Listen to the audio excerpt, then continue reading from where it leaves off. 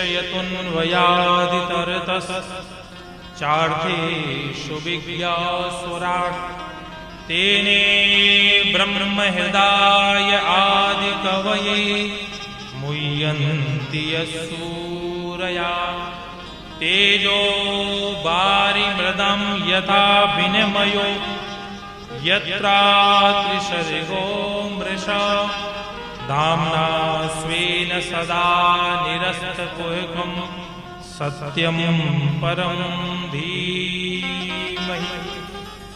ये भागवत जी का प्रथम श्लोक है।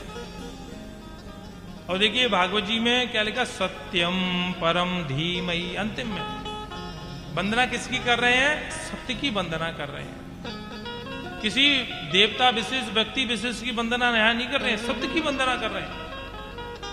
राम है, सत्य है। कृष्ण है, ये भी सत्य है। देवी है, ये भी सत्य है। गणपति है, ये भी सत्य है। और सत्य ही नारायण है। इसलिए जगत जो दिख रहा, जो आप मानो जिसको अपना, वो सत्य है। भाई हमें तो देवी माँ की आराधना करनी है तो देवी सत्य है, हमें राम जी की आराधना करनी है तो देवी सत्य है। और सत्य ही परमात्मा है, सत्य ही ईश्वर है। इसलिए तो हम कहते हैं ना सत्यनारायण, कल बताया हमने आपको।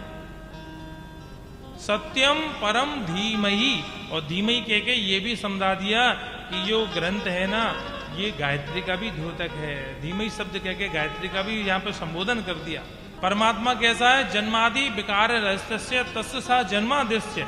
उसका जन्म नहीं होता, वो जन्मादि विकारों से परे है, फिर भी अपने भक्तों पर कृपा करने के लिए प्रकट होकर के आता है।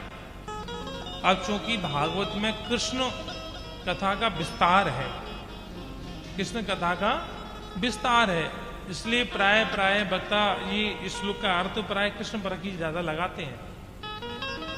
और लगाना भी चाहिए, क्योंकि हम भाई जिस रस के रसिक हों उस रस का भी तो आनंद लेना चाहिए। अन्वया इतरता वृत्ति अनु अनु गच्छति यशसा अन्वया। अनु अनु माने पीछे पीछे चलना। एक संत कहते हैं, बोले जब ठाकुर जी महारास में रास करते हैं तो किशोरी राधा रानी ठाकुर जी का अनुगमन करती हैं, पीछे पीछे चलती हैं। चार्थेषु विज्ञास्वराट्। ऐसे परमात्मा को जानने में बड़े बड़े मनीषी भी, बड़े बड़े विद्वान भी मोहित हो जाते हैं। और परमात्मा कहते हैं तेजो बारी मृदाम यथा विनिमयो।